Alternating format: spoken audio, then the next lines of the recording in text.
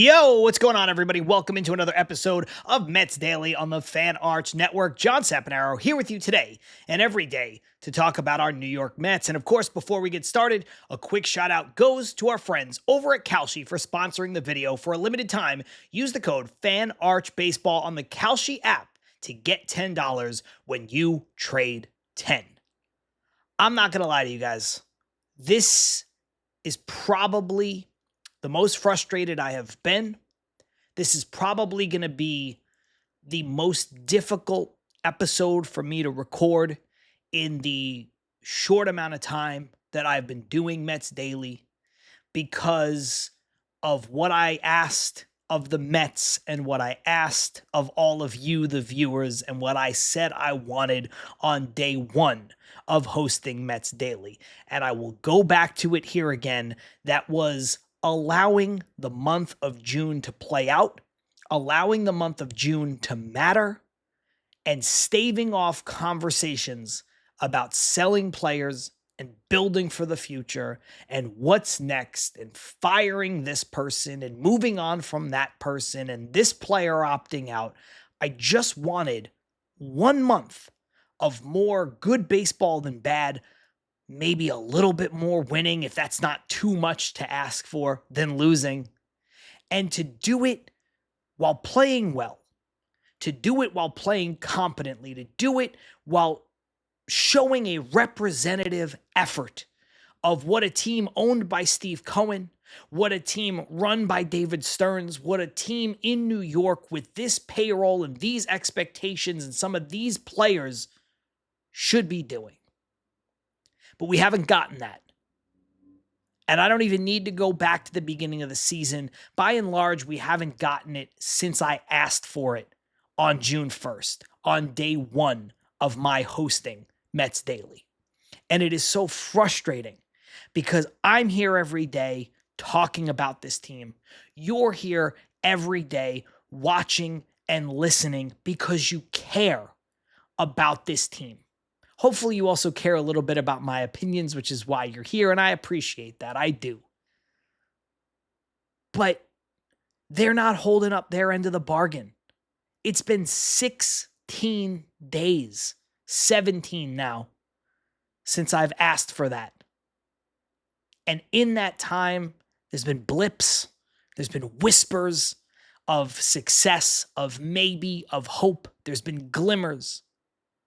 But there's been nothing consistent, not even close.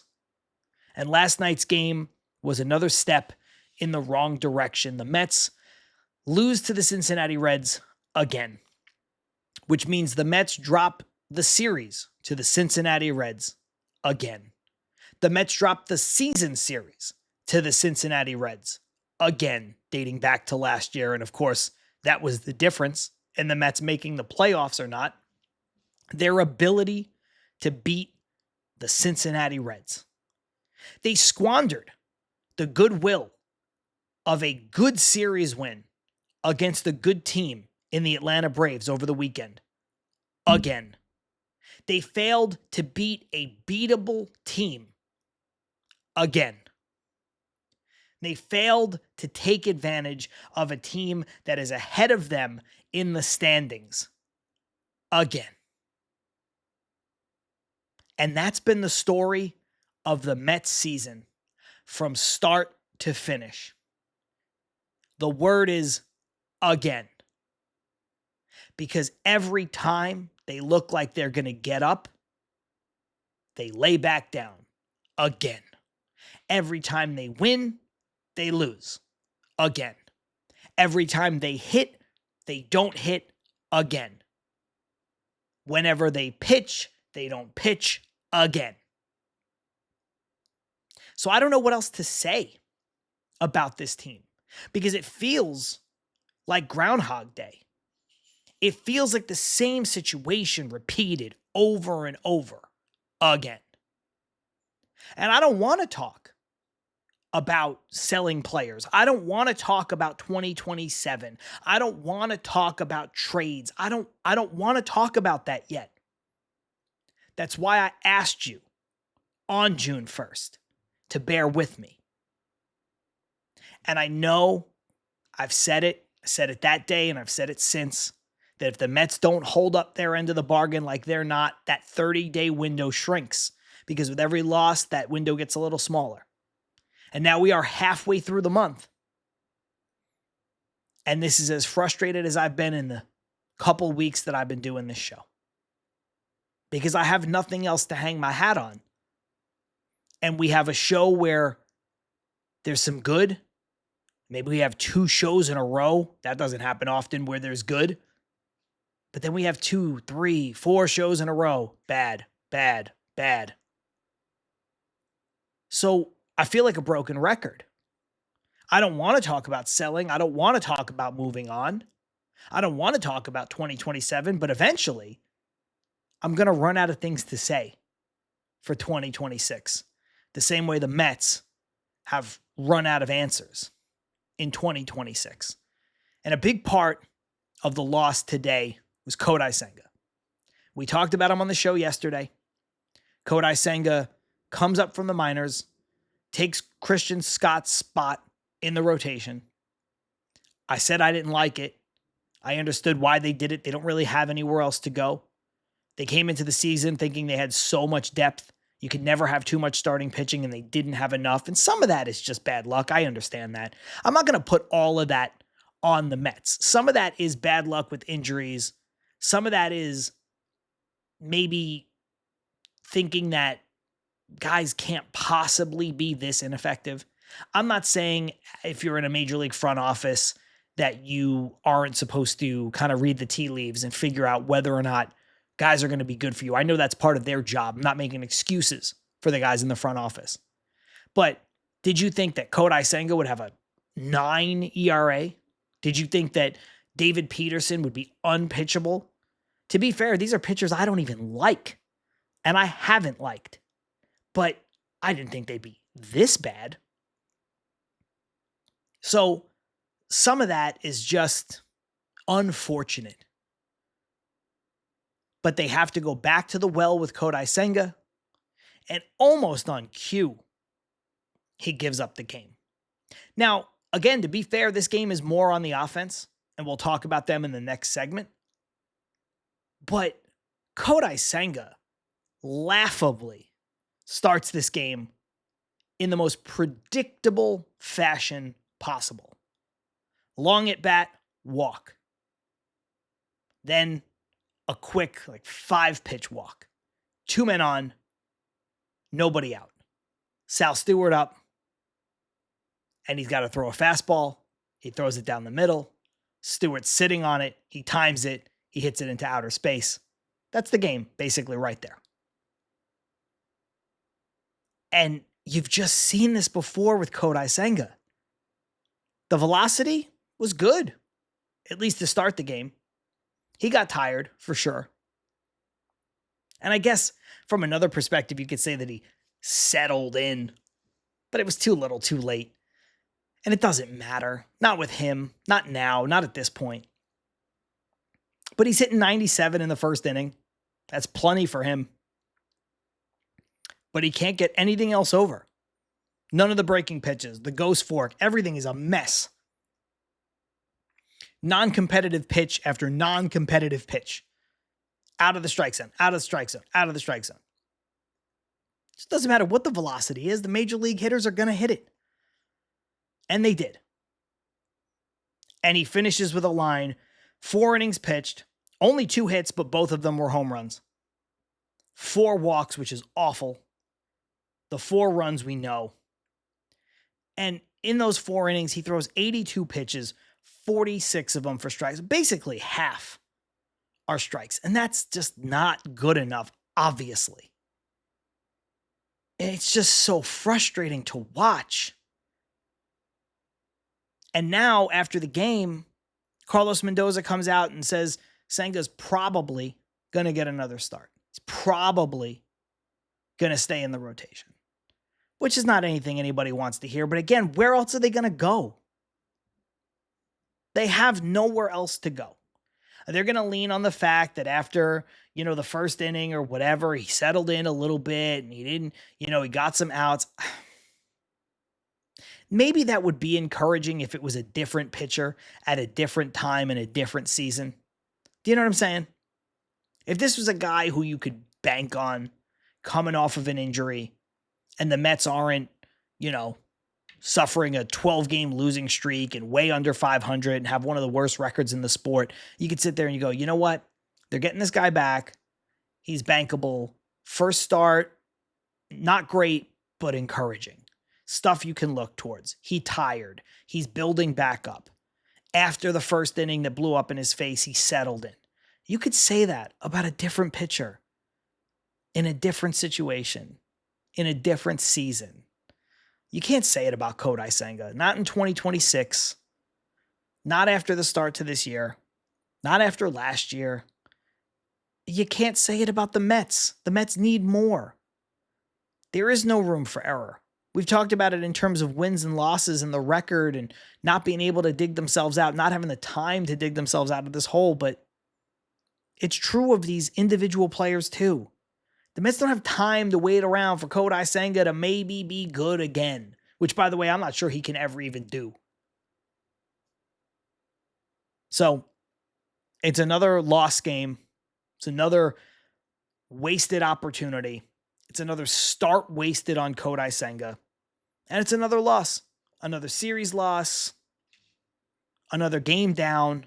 Another game back. And I don't know if it's going to turn. But of course, baseball season is here. And now you can trade every game on Kalshi. I was trying to find a positive on the Kalshi app to try to bring up the vibe of this show before I hit record. And honestly, I couldn't bring myself to do it.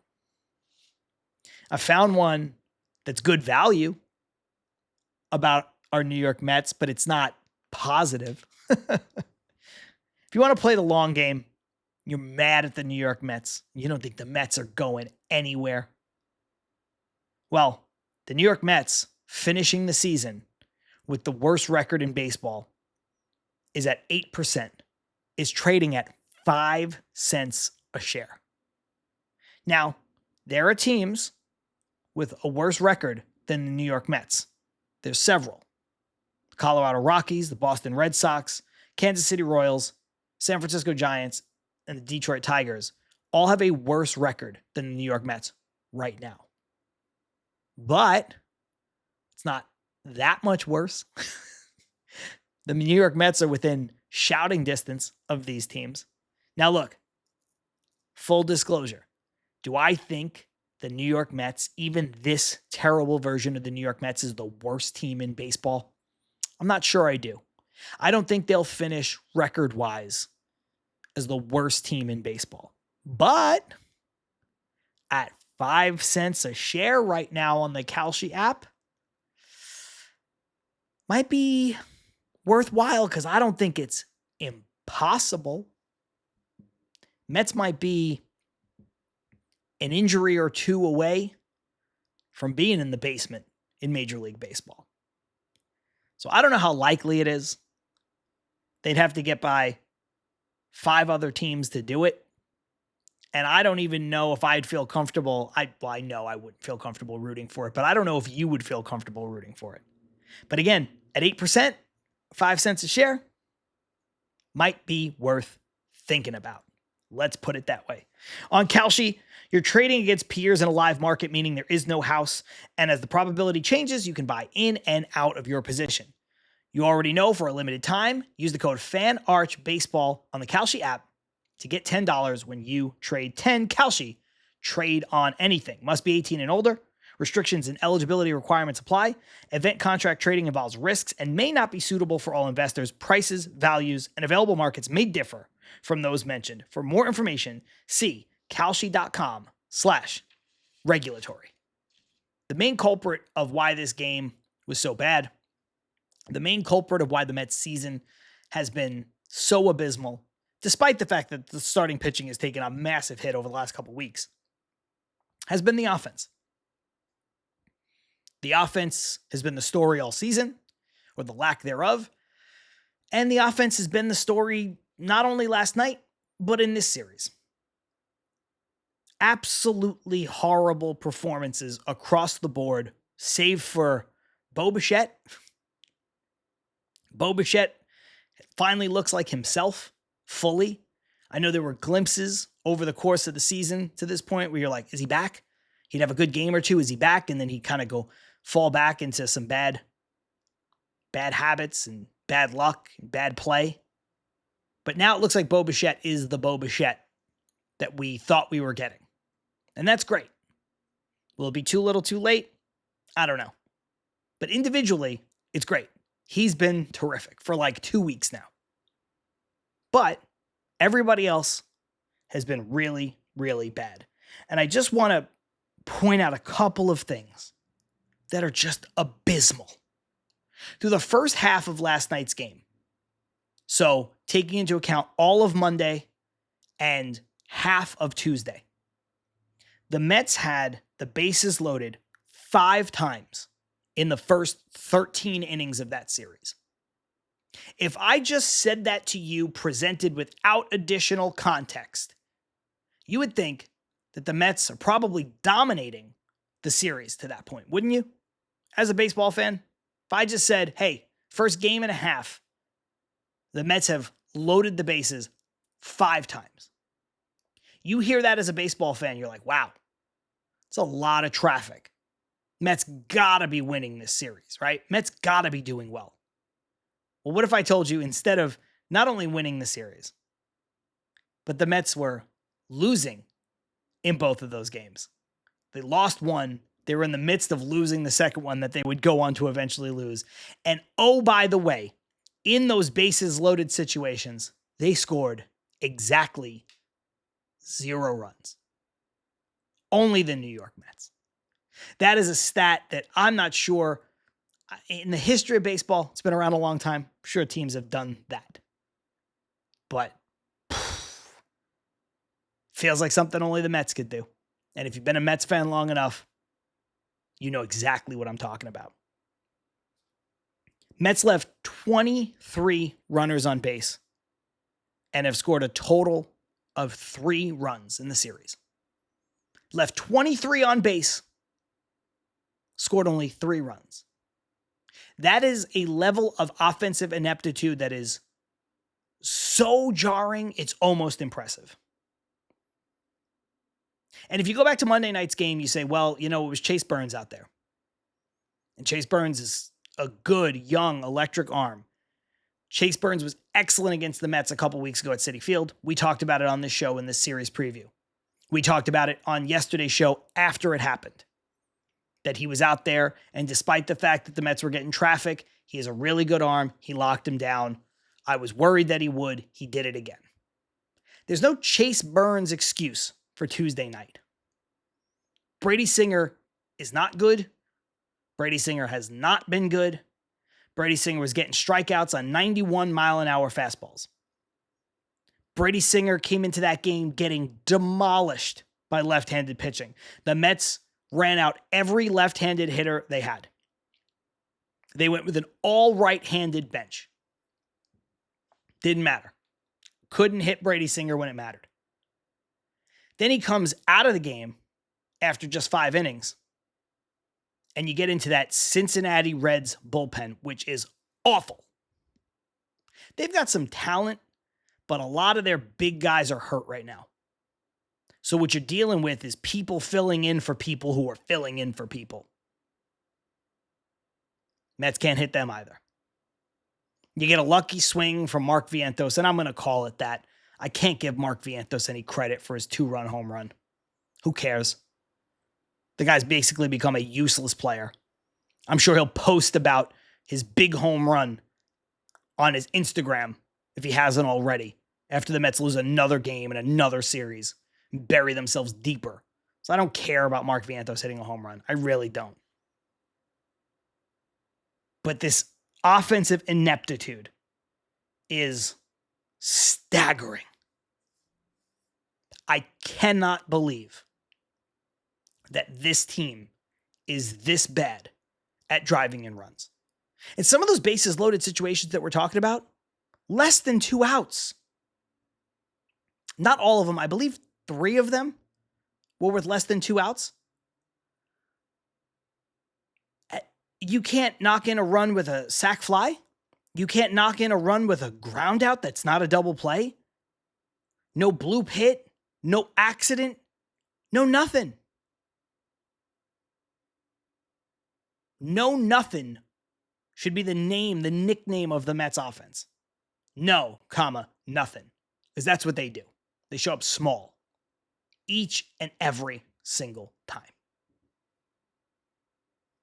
So now it brings me to the question that I don't have an answer to yet, because I'm trying, you guys, I promise you, I'm trying to stay on this June timeline, despite what I feel and despite what I think I know. I'm trying to stay on the June timeline. I am trying to honor the timeline that I asked for, because I know a lot of you don't want to buy into that, and that's fine. That's your right, and you're probably right. And like I said, the Mets have not held up their end of the bargain. So if I give up on this timeline now, then the timeline is gone. So I'm trying to push it. So let's just do a little check-in to close out the show. It's not a declaration. It's not whether or not I think the Mets can go on a run or will go on a run or can make the playoffs. It's not that. It's been 16 days of games since I said, let's see what happens in the month of June. The Mets are now 6.5 games back of the final wild card spot. Just a couple days ago, over the weekend, they were 4.5 games back.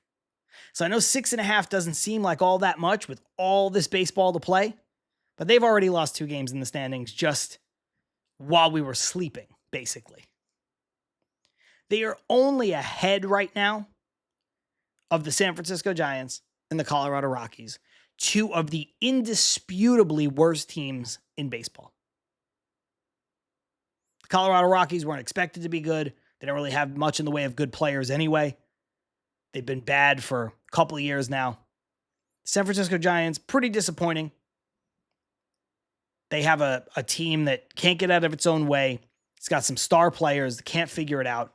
Not that dissimilar from the Mets. But those are the only 2 teams that the Mets are ahead of.